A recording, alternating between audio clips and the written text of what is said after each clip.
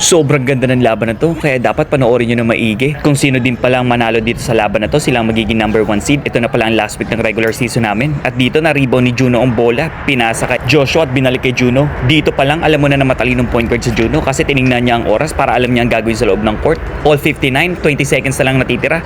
Pinasa ni Juno, alanganing pasa pero nakuha ni Joshua. Pero kudos kay James at Julius, talagang hinabol na si Joshua. Pero si Joshua may sapat na oras para tumira. At ayun na nga, boom! Nag-buzzer beater si Joshua. Lamang sila ng dalawa, 10 seconds na lang natitira. At dito na lumabas ang gulang ni Maps. Talagang finaul niya ako kasi alam niya sasalaksakin ko ang bola. At yun, nauubos ang oras namin doon. Hindi na kami nakatawag ng timeout dahil sobrang intense ng laban at nablablanko na rin talaga kami. At eto na nga, grabe ang depensa sa akin ni Maps. Yung tipong nangangapit na sa jersey. Kaya pinatigil kami ng referee. At ayun na nga, sabi ko talagang kinakabitan ako ni Maps ng jersey at napakagulang talaga. Pero ang ganda ng depensa nila dito. Sinubukan namin talaga manalo dito. Pero ayun na nga, nilabas ni James ang bola. Pinasa kay Julius at inabot sa akin na Julius. At ayun, nakita ko si Richard open na open sa loob. Pero syempre, dala na rin ng intense. Nabitawan niya ang bola.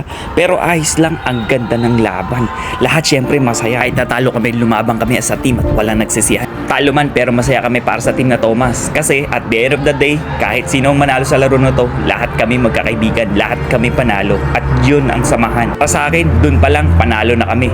Yun lang mga kaibigan, yan ang basketball community ng Team Papawis.